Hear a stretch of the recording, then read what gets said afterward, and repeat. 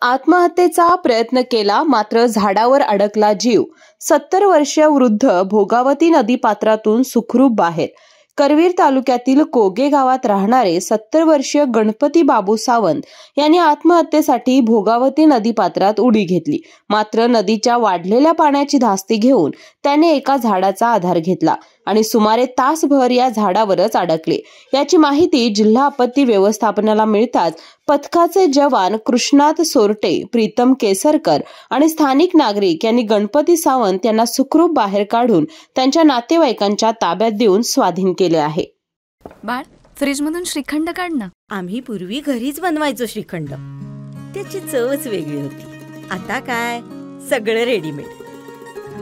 आजी, हे श्रीखंड खाऊन बघ. आज तुझ्या आईनं घरीच बनवलं की काय? हे आहे गोकुळचं श्रीखंड. अगदी जिभेवर रेंगाळणार. जिभेवरच नाही तर मनावरही रेंगाळणार. गोकुळ श्रीखंड, मनावर रेंगाळणार.